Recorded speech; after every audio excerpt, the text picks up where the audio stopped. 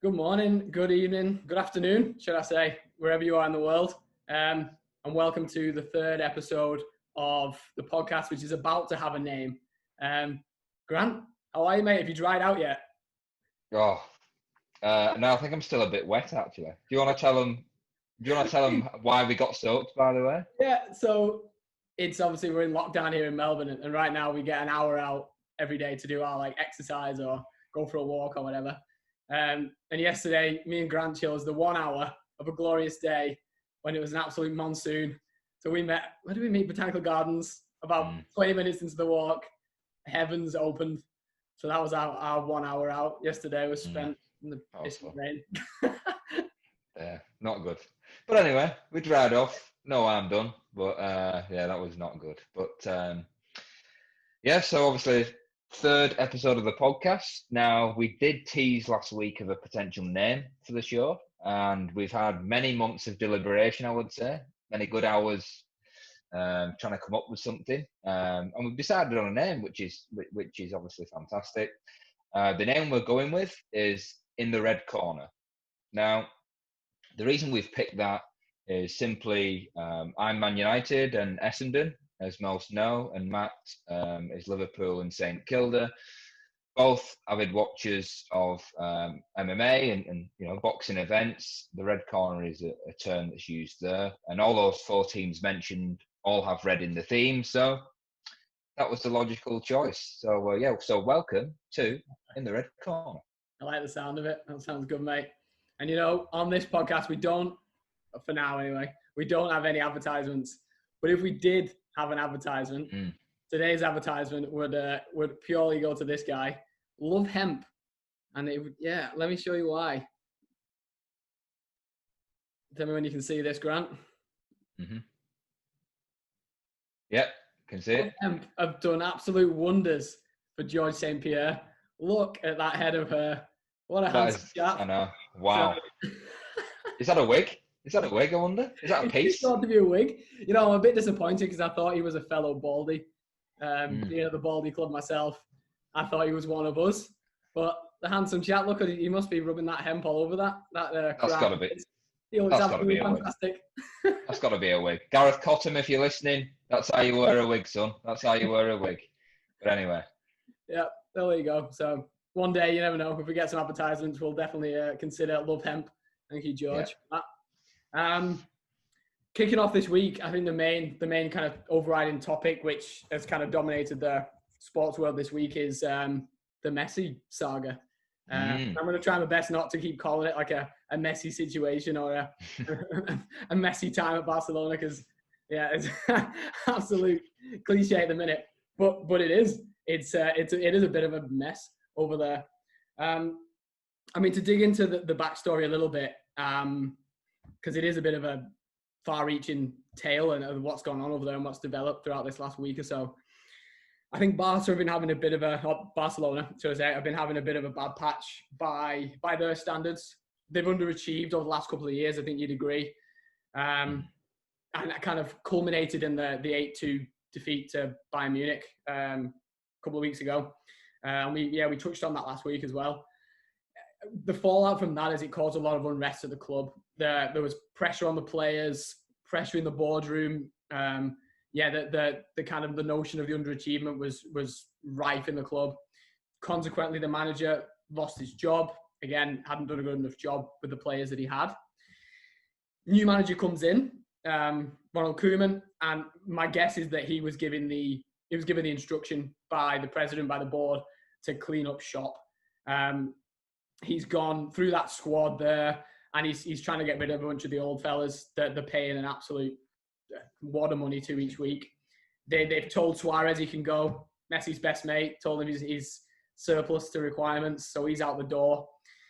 What that then causes is Messi to trigger a clause in his contract, which stated that if he gave notice at the end of the season, which this year would have been June the 10th, if he gave notice that day, he could leave the club on a free. Normally, and Barcelona still contest this, that he has a 700 million euro release clause. Now, Messi has put in that notice, wants to leave, Barca will contend that he missed the date, being the 10th of June. I guess that clause wasn't written into his contract with a pandemic in mind. So Messi's contesting that the season didn't end on the 10th. It's kind of just ended now.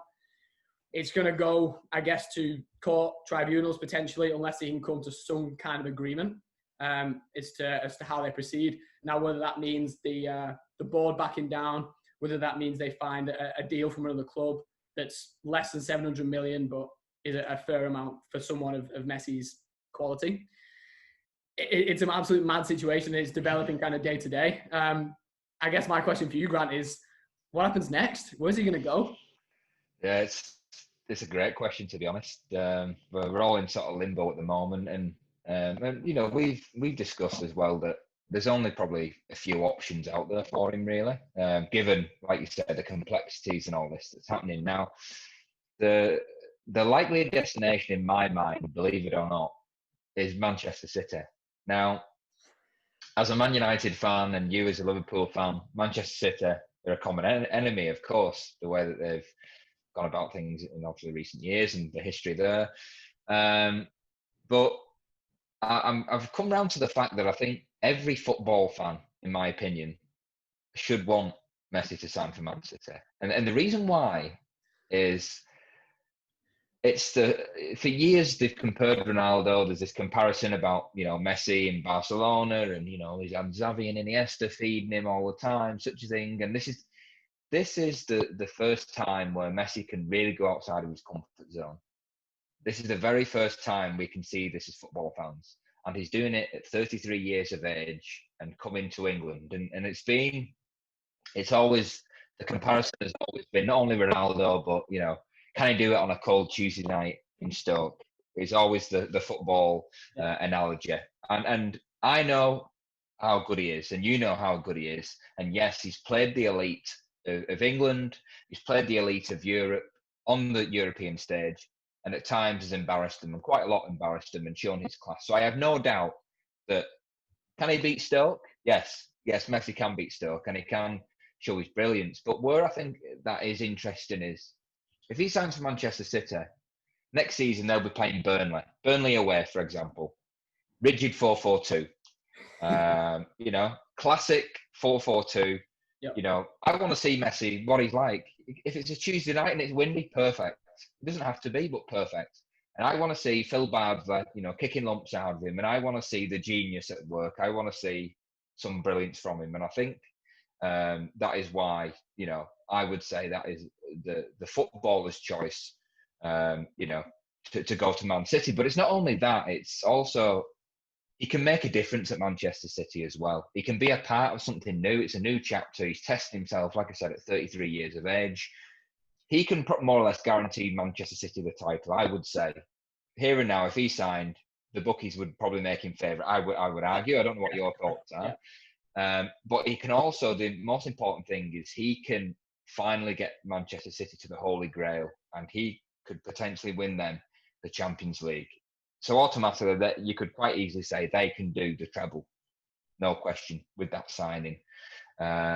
Obviously, it's Pep Guardiola as well, given that's why I think a lot of people are making that, you know, that sort of comparison or that match. Yeah. So he's got his mate there, and Pep Guardiola got arguably the best out of him. A lot of the backroom staff are ex-Barcelona. The structure's set up ex-Barcelona, probably Barcelona of the good old days. And I think, obviously, the question mark is, I think he will fit in, of course. The structure's there for him to fit in. Yeah. But it's also the cost that's involved as well.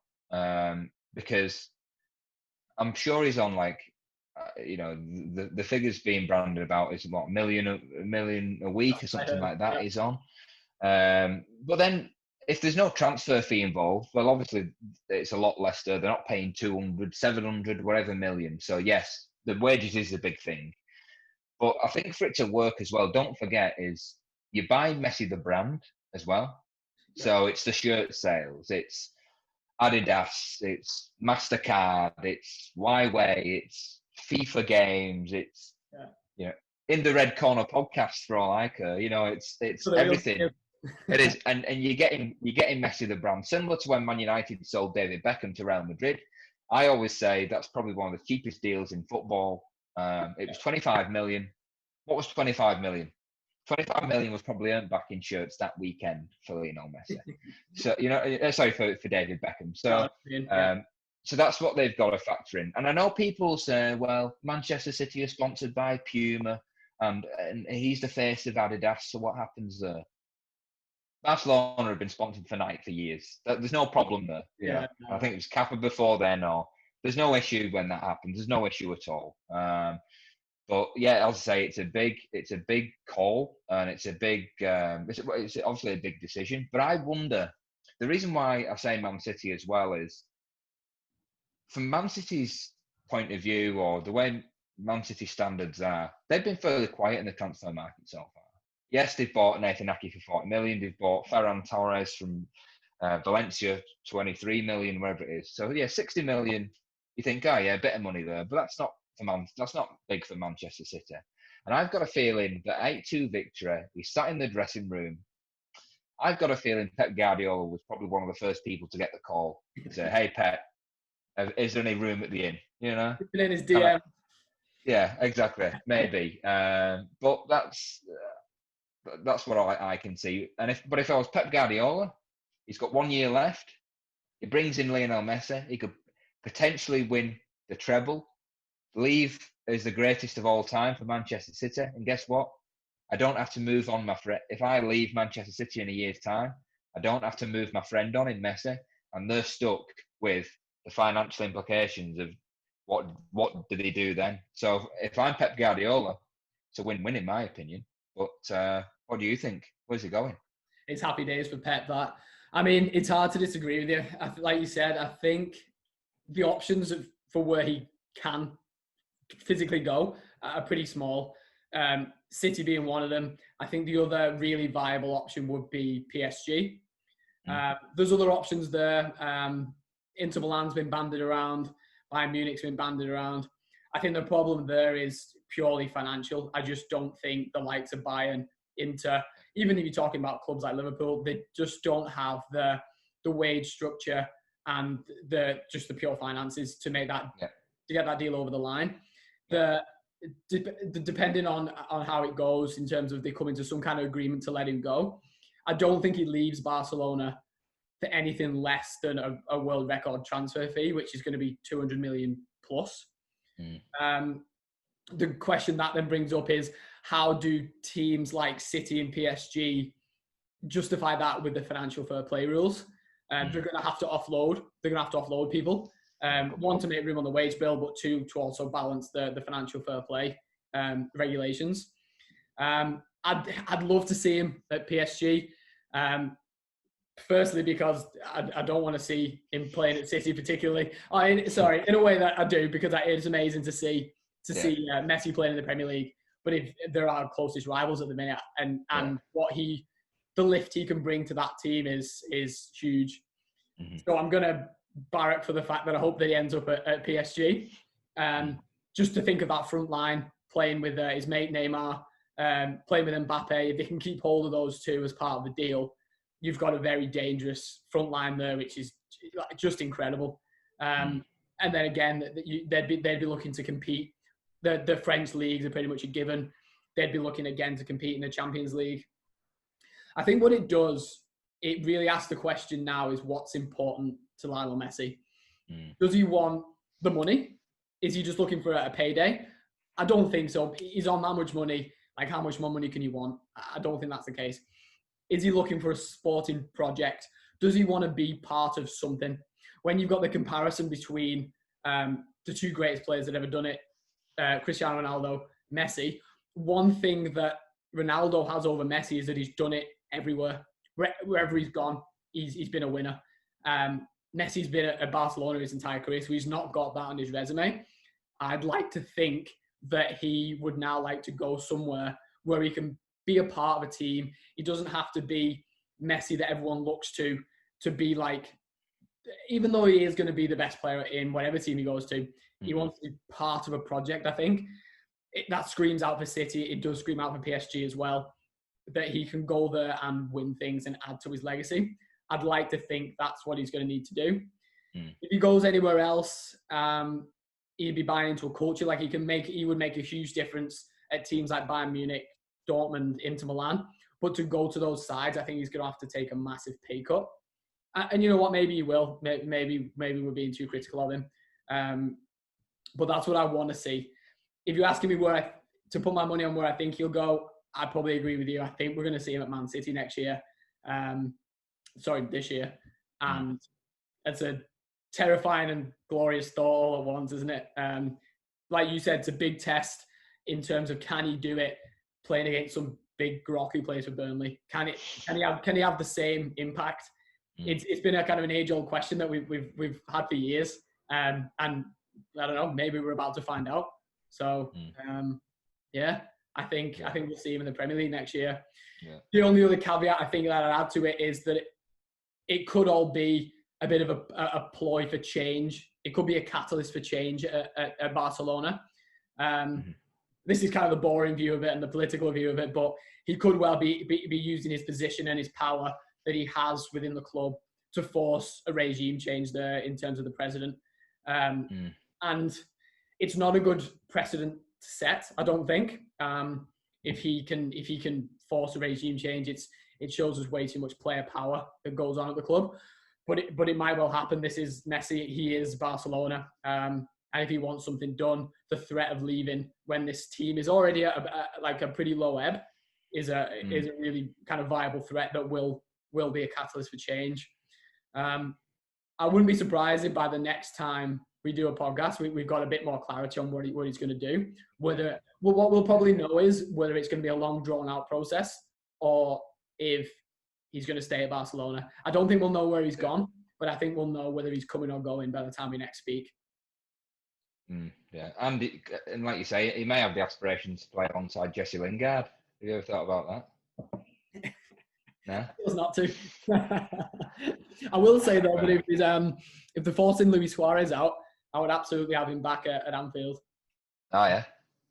Yeah, I think to go back to Messi, would you?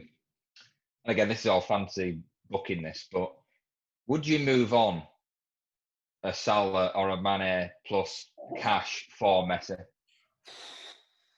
for example? It's really hard to say no, isn't it? Because he's the best player in the world.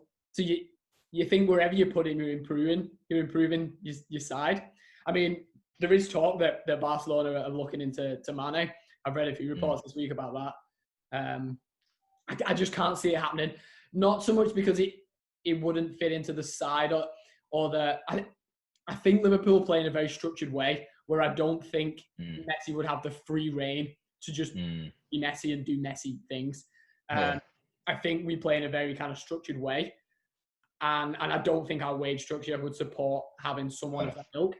I also think it causes so much unrest in a squad.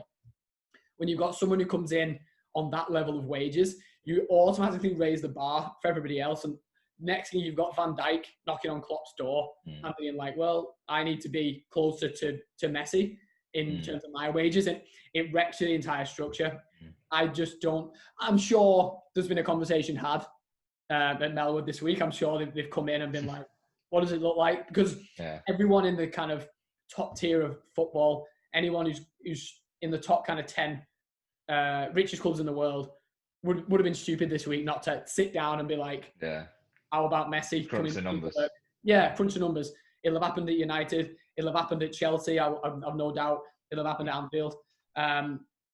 But I don't think it's not something I'm even kind of considering. I don't think it will happen.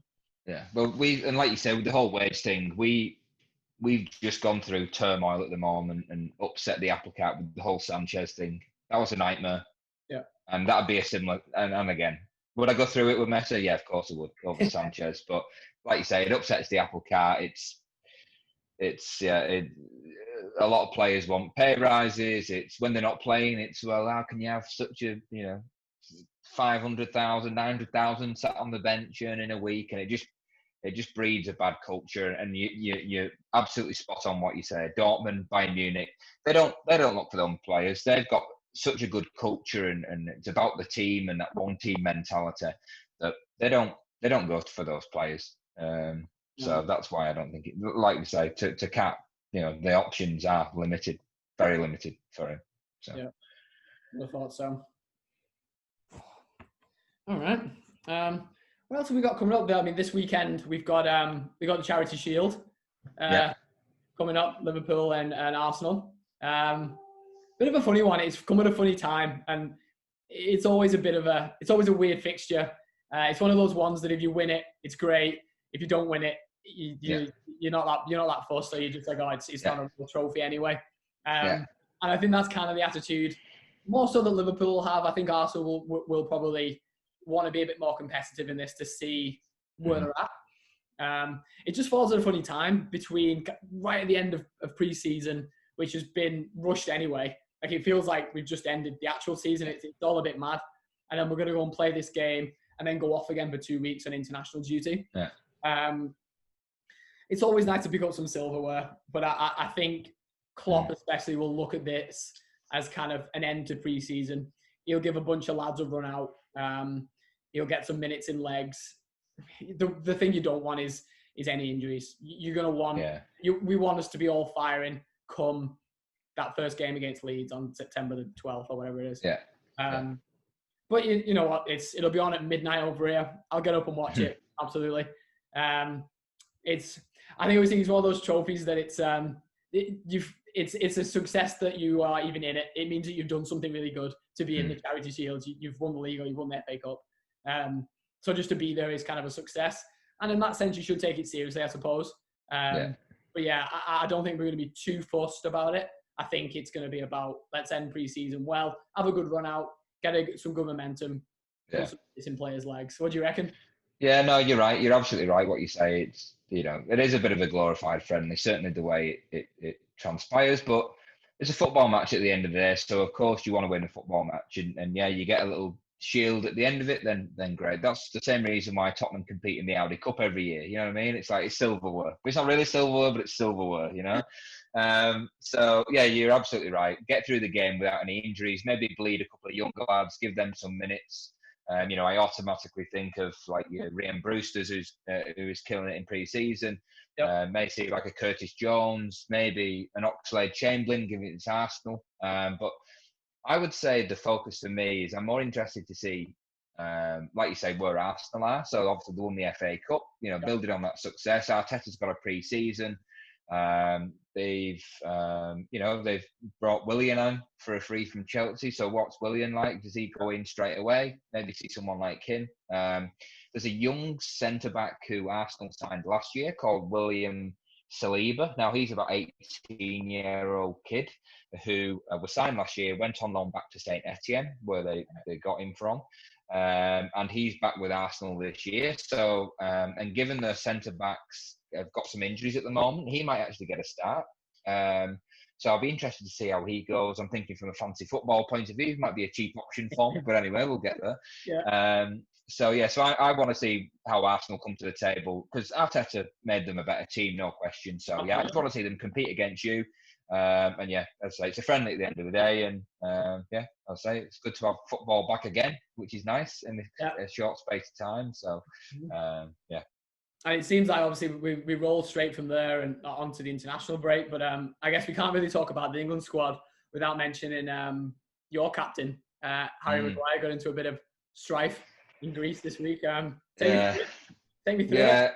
And I've got to be careful what I say here, because it's annoyed me a bit this week, really. It's really annoyed me. I think just from the media coverage and all that type of stuff. So I don't want to rant here, and I kind of want to gloss over it as quick as possible. But I've got to say, I've got to put my 2 cents in. So as I say, Harry Maguire has been guilty of aggravated assault, a bit of a scuffle with a bar, people involved. Now, the thing that's annoyed me the most is this 24/7 coverage of it and the fake news aspects of it, that a lot of it has become rubbish. And what I've found is the thing that upsets me more is people love negativity. So they see a Manchester United captain, let's drag him down. He's been successful. You got to drag him down in And people love this negativity, and that's why it's always on the news channels. And I've got to judge Harry Maguire as Harry Maguire and as what a reasonable man would do in this situation. And I hold Harry Maguire in the same judgment as any human walking on this planet. And I would also judge him, believe it or not, if Jordan Henderson's in this situation and the Liverpool captain. So what would the Liverpool captain do in this situation? And it's from my understanding, listen, I wasn't there, so I don't know exactly what's happened. But if you want my opinion, it's kind of foreign police have got involved, and we know foreign police, certainly in footballing matters in recent years, been a little bit dodgy. Maybe earn a quick buck. Harry Maguire said his piece on BBC.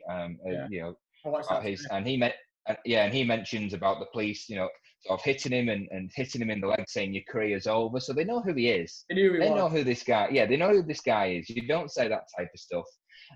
And in my opinion, Harry Maguire came to the aid of his sister. I believe there was a bit of back and forth being, him being Man United. It sounded as though these guys wasn't a fan of Man United, given and Maguire as a player wound him up a little bit.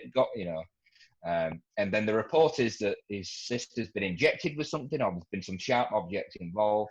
Harry Maguire's got involved, and there might be a fight that broke out, or something's happened. But Harry Maguire, in my opinion, has only done what any other big brother would do with his sister. And I hope that I would be and have the courage in that moment to do the same thing. I think that's what I would have done in that situation. And I hope, because I'm not, like yourself, we're not fighters. There's no aggressive bone in our body. But I'd like to think in that moment, we had to have stepped in and we had to have done something. I think that's what he's done in this moment. So you can't say Manchester United captain. You can't put him on any higher pedestal to any other person, in the street.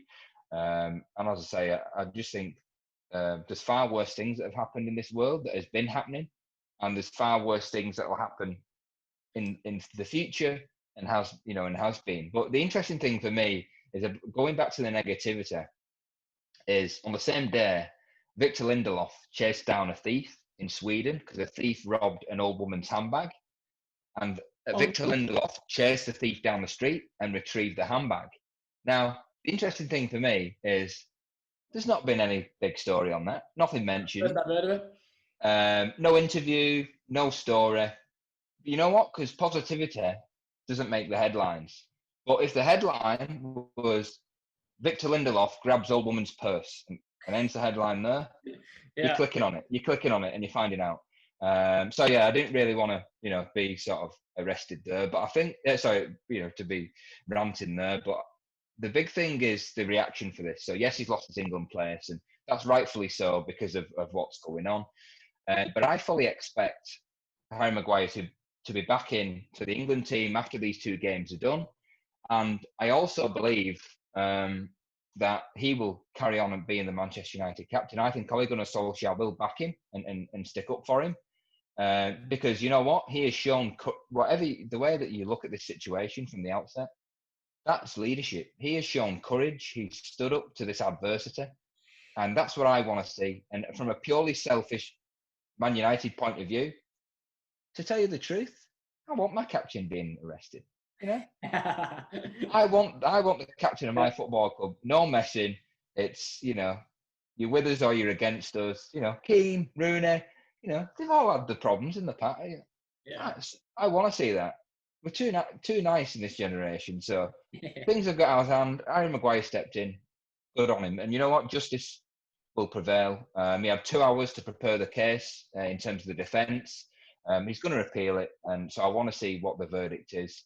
Now, I don't know if I'm being off there or if I'm completely wrong or I need to take off my Man United goggles, but I don't know. What's your thoughts? No, I think you're exactly right. I think I do hope the United stand by him. I'm not a United fan, but it doesn't seem like he was in the wrong. It's not like he was pissed up and causing trouble, on the street. That doesn't seem like what's happened at all. It's a case of wrong place, wrong time. He's been recognised. Now, you can play devil's advocate and you could say he should know better. He probably shouldn't be where he was in Mykonos in Greece or whatever. it's hard, isn't it? Because he's another human being and he should be allowed to go out and do what he wants. But I guess the notoriety you get as a Man United captain, you like you say, you do attract some negative energy at times, and he stumbled into a situation there where I'm guessing he's been recognised and someone thought they could make a quick buck out of it by getting into trouble and then making him pay his way out of it, which he might still have to do. I don't know how the kind of the law and the courts are going to work over there. He might well have to pay to make this go away. I hope not, because that just means that they win, and it's not a nice thing. Yeah. I don't know what your initial, and that's a fair comment as well. I don't know what your initial reaction was, but the reason why I thought there's not said there's not much truth, but there's a lot of fake stuff in this or whatever, is my first reaction when I saw it is it's very out of character, Harry Maguire. Like, Harry Maguire to me doesn't seem that type of person. I mean, as a rival supporter, you may say it, but I don't think, we've seen him at England. He conducts himself, in my opinion, very well, comes from humble background, and I just can't.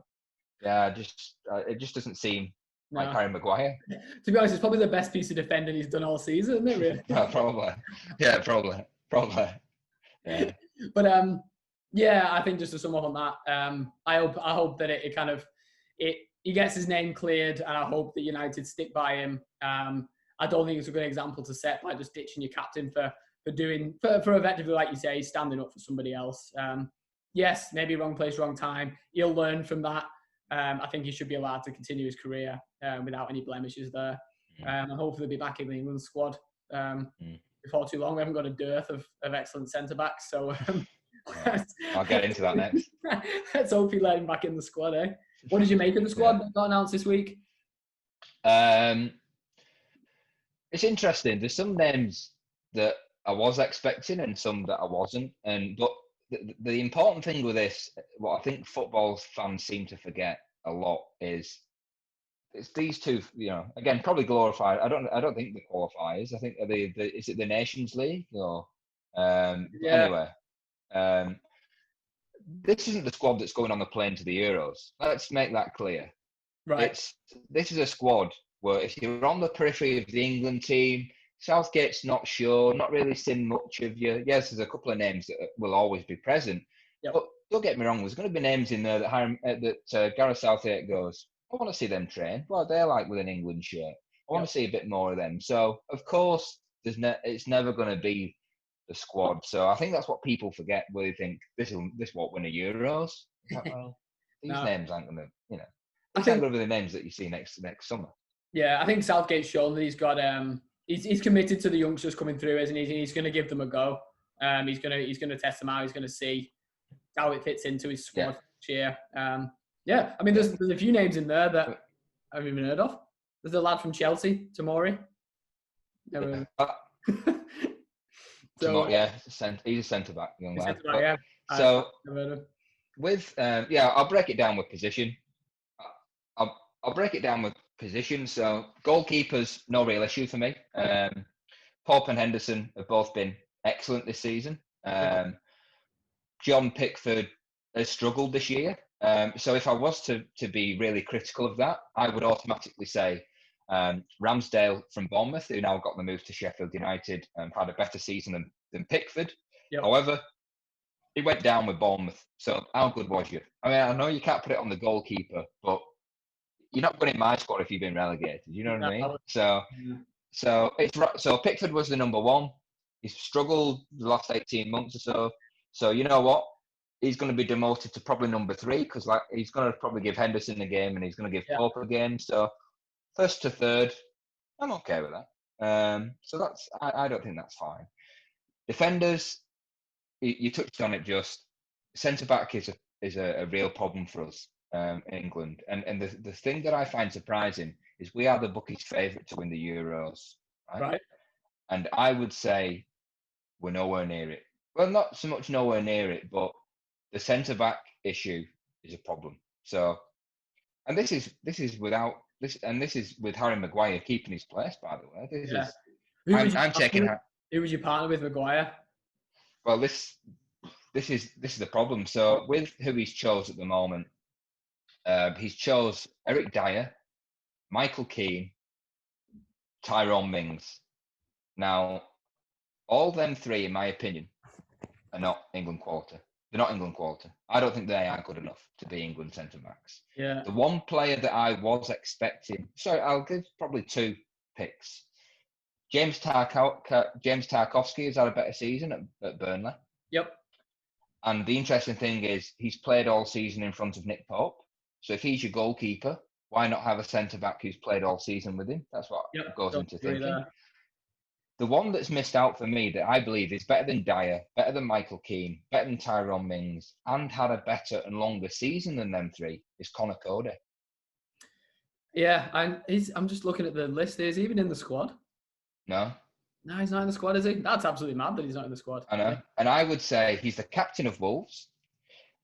He's had a long season in the Europa League. It started over 12 months ago. But this is where we need to start to learn about what Southgate is intending, because are we going to go with two centre-backs, a left-back and a right-back? Or is he going to revert to the success that he had in the World Cup with three centre-backs and your two wing-backs? Because if that's the case, Connor Cody should be in, because he's played in the middle as captain with Wolves in a three.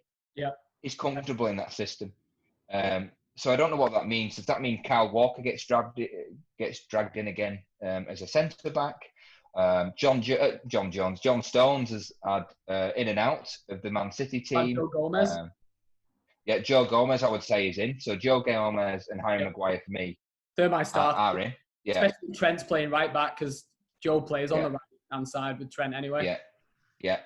There you are. And you'd like to think left back would probably be like a Ben Chilwell or something like that. Now, he's not in the squad, I don't believe. I don't think he's been picked. No, he is. He is in the squad. Is he? He's just signed for Chelsea, hasn't he? Signed for Chelsea. Which, if Man United if Manchester United buy Ben Chilwell, there's an extra 20 or 30 million added on that, by the way. Chelsea have bought him for 50 million. Yeah. We paid 80 for Harry Maguire. But anyway. So that's defenders. Midfielders for me. It's a list that doesn't really excite me that much. It's a really poor midfield. Foden, no issue. Really bright prospect, special talent. I like that Phil Foden's in there. I could also say the same. I like Declan Rice. He deserves to be there with West Ham. Mason Mount, okay season. Yeah, okay, good season for Chelsea. Stepped up from the Championship with Lampard at Derby. So, yeah, that's okay. I'm okay with that.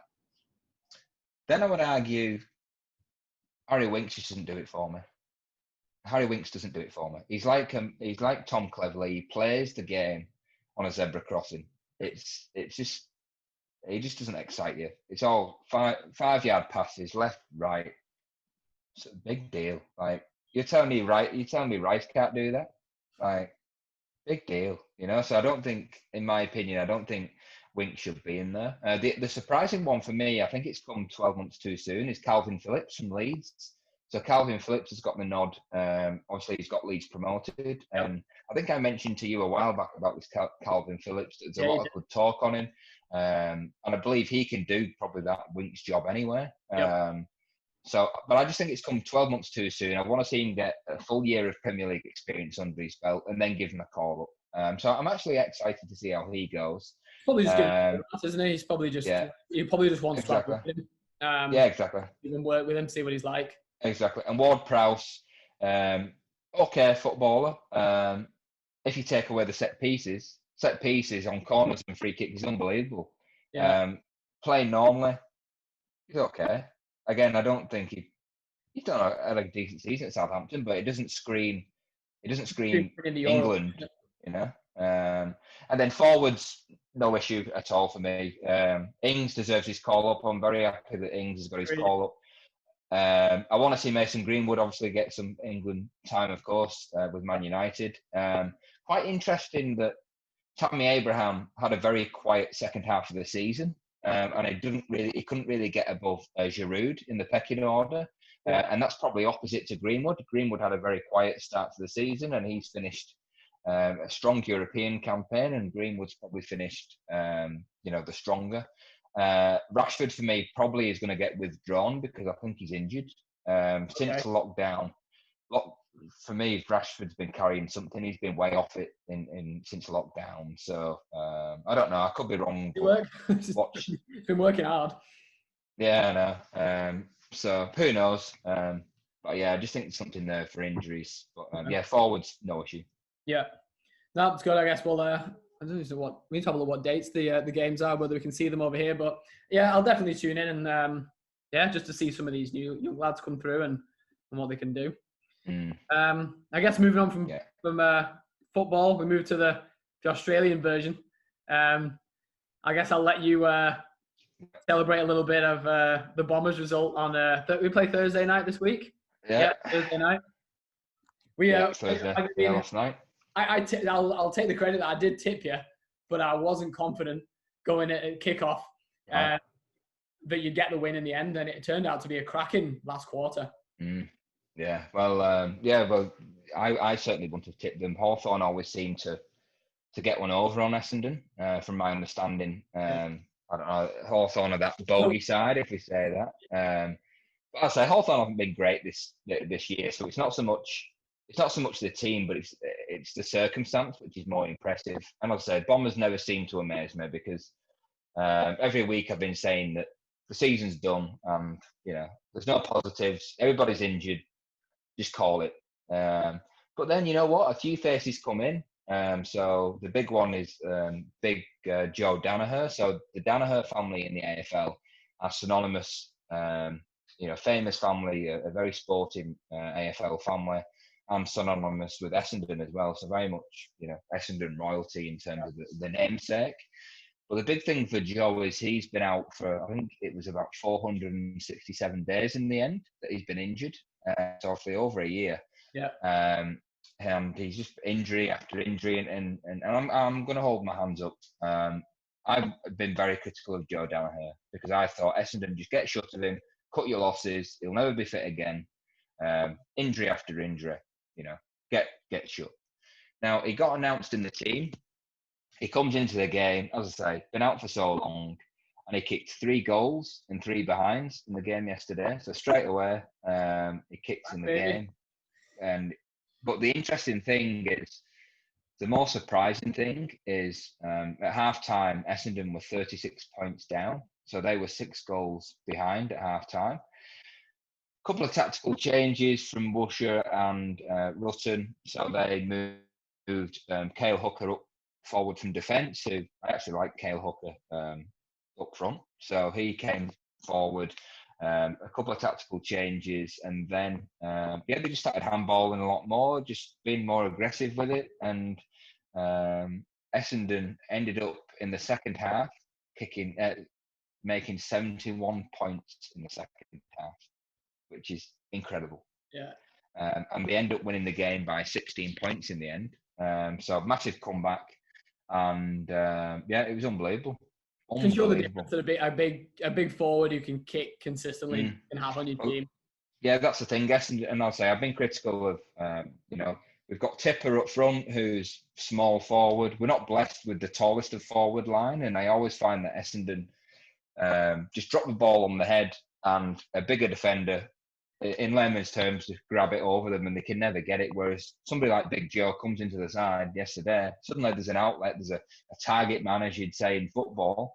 And sure enough, it just changed things around. And I think somebody like Joe as well, when you're chasing the game and he's kicking so well, I think it gives you a bit of confidence as well, and think, you know what, we've actually really got a forward here that will actually kick the distance. I'm sure it lifts the entire squad. I'm sure it does. Yeah.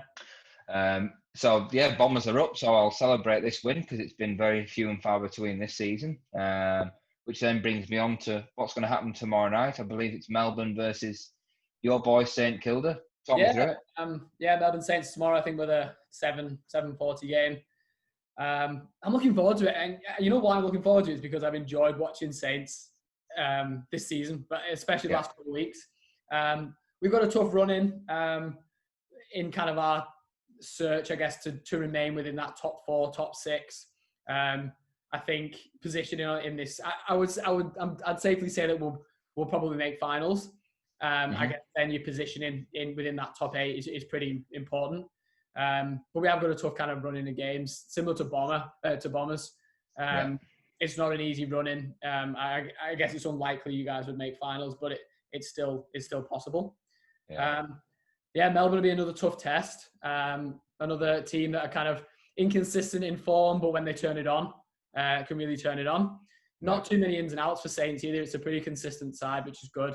I saw that Carlisle is out this week, but aside from that, I'm pretty confident. I've tipped Saints. I'm looking forward to watching the game. And hopefully we can just kind of kick on a little bit. A win here at Melbourne will hopefully push us on into these last couple of weeks of the main season and put us in a good position in finals, I'm hoping. Yeah, that's great. I've got to add as well, I don't know if you watched the Richmond West Coast game last night, but I thought Richmond looked really good. They've got a habit, I think, of hitting form at the right time. And I just, when I saw them, the way that they moved the ball forward last night, the handballs, the quickness that they could take the ball to the field, you just think they look dangerous coming towards the end of the season. So sorry, Dino, if he's watching. But it looked incredible, and I guess so we've got Saints play Saturday, and then it's a quick turnaround into next week. We Bombers play early next week, right? Tuesday night. Tuesday night. So it's interesting. So we play West Coast Eagles Tuesday night. Obviously, both Essendon and Eagles played last night, so they both got similar rest. Eagles, interesting. I think obviously Eagles are a top side. They've turned the season around. I know there was a bit of, with the whole bubble stuff and moving around, but they were shocking at the very beginning. So it's going to be a real tough test for Essendon on Tuesday. And I'll probably concede now that I don't think we're going to win the game, to be honest. I think the worst thing that happened last night was the fact that Richmond were so good against the Eagles that they'll look for a bounce back. And of course it's Essendon next. So Dean Owens, if you're listening, mate, I'll shake your hand now. I'll congratulate you on the win. I'll keep the abuse. Hopefully this keeps the abuse to one side. But what I will say, Dean, is if Essendon do win the game on Tuesday, then it's your turn to get the Gin Festival tickets, whenever that would be, post-COVID. But it's on you, Dino. It's the first wager of the podcast, and it's fallen on Dean's shoulders. He's got no say in it at all. He's going to watch this and be like, what the... What do I get for this? Happy days. Just get well done. That wraps up footy, I think. The other event this weekend, we've got another UFC. I was just, when we were talking yesterday, when we were swimming home from the Botanical Gardens, we realised that there's literally a UFC event now every weekend up until December, which is just incredible. It's a reminder how much me and you have got to thank Dana White for through this lockdown. Uncle Dana. Inside all weekend. He's literally filled out Sundays with a full fight card every weekend, and there's been not one in this post-COVID period there's been a letdown, I don't think. Exactly. A lot of these cards, they might not have the biggest names on them, but the matchmakers, you take your hat off to them because they put together these cards that are just awesome. We've got, I think it's probably a 5 or 6 fight main card on Sunday here. Starting at the bottom is the one that we've actually mentioned before. I think it was on the first episode of the podcast, is the Ankalaev versus Kutalaba. This fight's fallen, it was called early in the first fight. It got called off in the second fight due to one of them getting COVID. I forget which one it was. But I'm looking forward to this because there's genuine... Kutalaba, I think. Was it Kutalaba? Yeah. And that was literally the day before the fight, or a few days before the fight. It was called off really last minute. I'm looking forward to it because there's genuine needle here, and these two are both seemingly madmen, dangerous fighters, don't like each other, and they're going to throw down to kick off the main card, I think, on Sunday. No, like you said, there's a bit of bad blood there as well in terms of where they've had a bit of back and forth. Obviously, they've tried to reschedule it, a couple of times now, and as I say, that first fight is famous because, and you went into great detail about the whole playing possum and the early stoppage type of thing. So I will favour Kutalaba on this one. Just I think he'll avenge the loss, and I think he also wants to right that wrong, shall I say, in terms of that early stoppage. But one thing as an observation I will say is, and I don't know why I noticed this, by the way. I think this probably speaks about my mind and how my mind works. Okay. But Ion Kutalaba has the longest nipples you will ever see. I'm like, avoid watching this now on Sunday. Honestly, when he wears in, make the eyesight go straight to the nipples. They're like cowardice. Well, not that long. They're not that long. They're not that long, but I don't know. I don't know. Okay. Just, I could be way off. You could look and go, oh yeah, okay. But you watch him weigh in, you let me know. You give me some feedback. Anybody listening, you let me know. Yeah, to anybody watching here, this is the fight analysis you get on In the Red Corner. Yeah, cow udders. Nipples like cow udders. Right, well, there you go. Watch out for that one. Leave a comment if you agree. Moving on the card. Who have we got at next event? We've got Ricardo Lamas. Lamas, yeah, okay.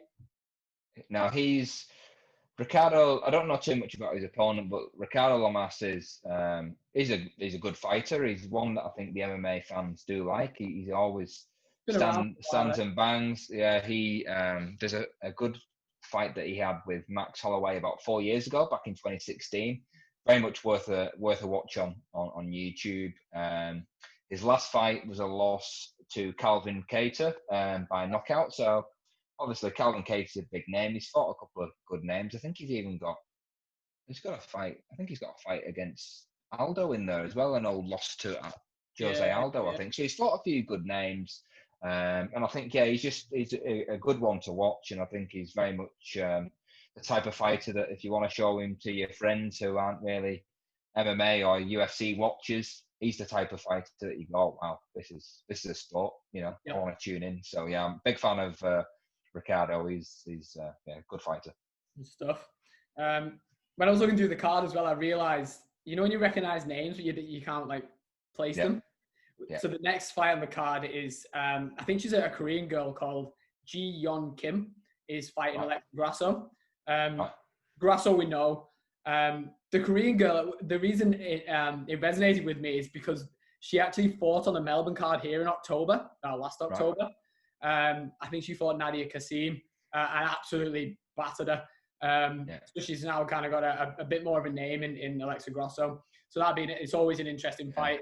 I'm looking forward. We saw that one live as well, didn't we, in Melbourne? Yeah. We were. So it was UFC 243, which would have been. I think it's Whittaker Adesanya, if it's the right event that I'm thinking of. And I recognised the name as soon as I saw her on the card. Big opportunity because she would have been on the early prelims on that fighting Nadia Kasim, who's basically a local girl here in Melbourne. So now to be fighting third on the bill underneath Robbie Lawler and Neil Magny. Yeah. Big step up for her. But she looked like a class above in her last fight. So this is kind of a big test for her. And that's probably about right, because Alexa Grasso has fought some good names as well, like Felice Herrig. I think her best win came against Karolina Kovacevic, beat her. So that's probably her notable win. So it is the right matchup, I would say, in terms of Alexa Grasso is probably a step up from Nadia Kasim. So let's see what Kim's about. And I'm sure it'll be a great fight. Yep, looking forward to that. Co-main event is probably what I'm going to guess might be fight of the night. Robbie Lawler versus Neil Magny. I know you're a big Lawler fan. And I mean, who's not? He always brings it. He's been in the UFC way longer than I've been watching it. And I don't think I've seen him have a bad fight, aside from when he got choked out by Ben Askren. Quite got away. But even that one was, a bit contentious. I'm interested to see him against Neil Magny. Magny's one of those guys, a bit like a Derek Brunson we've mentioned before, that he's named as a gatekeeper of the division. And it's not a title you want, really, especially if you still think you're in there and you're competing. You don't want to be known as the gatekeeper, but he's used as a bit of a benchmark. If you can get past Neil Magny, you're in that kind of top echelon of the division. You're challenging, you're fighting contenders. I guess Robbie Lawler coming off a few losses now. He's going up against a Neil Magny that's arguably resurging. It seems like he's having one last crack at making his way up that division. And he's a dangerous fighter. He's long, he's rangy. It'll be a good test for Robbie Lawler, I think. Yeah, no, you're right. I think it's going to be a barnstormer, and you've hit the nail on the head. Robbie Lawler has never been in a bad fight, and I think every MMA fan out there loves Robbie Lawler for that very reason. And I think he's just an animal, a caged animal, literally a caged animal. He's terrifying to look at. If you were sort of octagon from him, he looks like a psycho. He is. And the one thing to note on this is it's a short notice fight as well for Robbie Lawler, because Jeff Neal, it was originally Jeff Neal versus Neil Magny. Jeff Neal pulled out because of health issues. Robbie Lawler's took it, and you know what? Fair play to him. He's had 3 losses on the bounce now. So it's very much Lawler. You know, you'd say it's probably a must-win, given he's on that 3-fight slide. He's always got something to lose, but he's got a lot to gain, hasn't he? If you can take a short notice, you put yourself back in the picture that you can still keep. Exactly. Yeah. Exactly. And Robbie Lawler for me is one half of my favourite fight of all time, which was Lawler versus Rory McDonald 2. Completely. Anyone that's not seen it,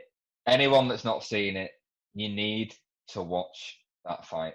It's the welterweight, Robbie Lawler's welterweight belt is on the line. It's a war. Well, what if you're squeamish? Yeah, and I'm squeamish. Yeah. But I tell you what a fight that was. Lawler and Rory McDonald. And the thing with Robbie Lawler is, win, loss or draw, I reckon every fighter that ever fights Robbie Lawler, I reckon Robbie Lawler takes a little bit off their life, I would say. You know, in terms of health, and Rory McDonald's, now not in UFC, and again, it's not a reason because you fought Robbie Lawler, but from a health point of view, I don't think you're ever the same when you've come through a war with Robbie Lawler. You go 5 rounds with Robbie Lawler. You leave a little bit yourself in there, I think, because you know that he's never gonna quit. He's gonna bite down his mouthpiece and come at you. He's a scary individual. So I'm looking forward to that one. Exactly. How do you think it'll go? I think a decision win for Robbie Lawler, I would say. I think it might be a decision win for Neil Magny. Right, okay. I think just with the short notice change. And I just feel like Magny's on a bit of a run at the minute. Yeah. Has he won his last 2? Yeah. Is he? Last 2. And I think he might be, I think he might just be a bit smarter in the fight. I think he's got more to lose, so I don't think he's going to run in there and do anything stupid. I think he's going to want to just get in there, get a win, and get out. And I think he'll use his range to his advantage as well. And the thing that I will say as well, just to cap on Robbie Lawler as well, is anyone that's never seen Robbie Lawler fight before, as I say, we'll give you advice on those fights there. But one thing I would say to look out for is, it's well noted that my favourite walkout is DC. So Daniel Cormier runs down, and it's my favourite walkout ever. Second is probably Robbie Lawler, and the reason why is there's a focus and a stir that you never see in anybody else. And Ronda Rousey, to an extent, had that stir and the focus and very much zoned in. But the stir Robbie Lawler gives when he walks down to the octagon, it's like he's looking into your soul. And I mean that. You look at this guy and you go, like you said earlier, you would not want to be when the cage doors locks and he's there across the octagon from you. Good luck. It's a scary individual. Good luck. Yeah. So look out for the stir. Look out for the walkout. Is scary stuff.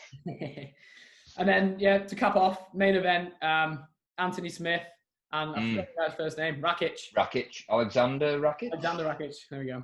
Yeah. Is it Alexander Rakic? I think so. You're right. Alexander Rakic. Might have mind blank then. Good main event. I think it's an important fight for Anthony Smith. I was actually surprised that he took a fight so soon. His last fight did not go well for him. He fought Glover Teixeira, and he took a beating to the point where even his corner and the refs were kind of scrutinised for not stopping the fight before they did. He was losing and all sorts. orbital bone breaking. It was one of those fights where you usually see competitors take a year out to recover and regroup. I can't remember off the top of my head when that was, but it wasn't that long ago. And so I was surprised when he took this fight, but I guess he feels okay and he wants to just get back in there and kind of put that behind him. It's a tough fight to do that in. Rakic is one of those that's climbing the division on a tear. Dangerous guy, heavy hitter. It's going to be, I think it'll be a tough test for Anthony Smith. Yeah, no, I agree. And the one thing to say about Smith is similar to what we were saying about, coming through a Robbie Lawler. I think it'd be very interesting to see if there's any hangover injuries there. We saw it recently with Sean O'Malley. If there's any, because you're right what you say. It was brutal. It was hard to watch. It's probably one of the few fights it was quite difficult to watch. And Anthony Smith won the first round, and then Teixeira from the second round onwards absolutely pummeled him. And you're right what you said. The corner should have stepped in. The ref should have stepped in on the fourth round, I think it was. And it was sickening. But then you look at Rakic and you go, well, he's a stand-up fighter. He's a kickboxer. He's a boxer. So it's again that he's going to probably have a stand-up exchange once again. So it's whether those injuries, can keep live up to that and keep going. But the thing that I would say on Anthony Smith, and this is why I'll always be a fan of Anthony Smith, and the reason why he's called Lionheart Smith as well as his nickname is the thing that UFC fans will remember is he fought John Jones for the title before Glover Teixeira. I think it was the fight before.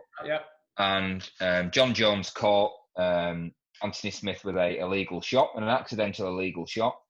And Anthony Smith, if he would have declared to the doctor and the referee that he could not continue because of that shot, which is a brutal shot and illegal, Anthony Smith would have won the bout that night from John Jones. And Anthony Smith said, "No, I'm not about that. I'm not going out like this. I'm still fighting. And I'm going to carry on doing my thing." And rightfully so. Lionheart, he fell on his sword and didn't get it. So that just shows you the type of guy he is. He's a fighting man, and and do what he thinks right, and certainly try to win the fight. So he's very well liked, is he? Very well respected in the division throughout the UFC. I do worry for him. I think if he turns up, if the same Anthony Smith turns up that fought John Jones and fought Glover Teixeira, I find it hard to see past Rakic in this fight. But if the Anthony Smith turns up that was on that run up to John Jones, where he was taking guys out fight after fight, legend, it's going to be a great contest. I think he's going to know, and after coming off the last fight where he did take a bit of a pummeling, I think he's going to know, and I'll be a bit wary of Rakic's power. I think you might see him grapple a little bit in this one. Yeah. I think you might see him, hopefully for Smith, you might see it spend a bit of time on the floor. He's a black belt. He's a jiu-jitsu black belt. I think he'll have the advantage down there. And I think knowing Smith and knowing the fact that he needs a win here. He really needs a win. I think he's going to try and he'll play it out in any way that he can get that. Might not be the most entertaining fight. I might be wrong here. They might just throw down. But my hunch is that it might not be the most entertaining fight. But I think Smith might have the smarts and the experience to put the fight in a position where he can win it. Yeah, no, you're right. And I think Smith needs to fight this fight with the right game plan. Like you say, grappling, take him down, use your jiu-jitsu, because Rakic, kickboxer, boxer, so he's going to favour that stand-up. We mentioned the injuries, and, he's 4 years younger than Anthony Smith as well. He's very much an up-and-comer, Rakic. And the interesting thing is, this is his first fight on a new 6-fight contract with the UFC. So the UFC like him. The UFC can see that run from Rakic, hence giving him a 6-fight deal, which not too many get that. So that would be very exactly. So they must see something in him, and I'd say this is not by any means a walk in the park at all for Anthony Smith. It's very much we want to see him bounce back and see what he comes up with. It's worth noting as well that I think now that John Jones has vacated the title of this division, that it's a very interesting division and there's all to play for almost. Yeah. Whereas John Jones has kind of impenetrable ceiling, hasn't he? And it's a bit of a bottleneck. You've now got quite interesting. There's not a lot of big names in there, but there's a lot of fighters in there who can make a name for themselves now. If ever there was a time to go on a run in that division, it's now. You can quickly find yourself within a title shot pretty quickly, I think. And there's a chance there, more so than ever, now that John Jones has relinquished the title. You've got a good chance of getting your hands on it. Yeah, absolutely. I completely agree. And Smith needs to win this to get back, I would say, in that contention and get close to that title as like you say, when we fought Jones. My prediction is I think Smith will get the win by submission. I think he will use his jiu-jitsu and, get a choke on him. What are your thoughts? I'm inclined to agree. I think Smith might well get the decision. I think he might play out the rounds. He's going to grapple. He'll stay safe as he can in the fight. I think he'll win by decision. Yeah, no, that's fair enough.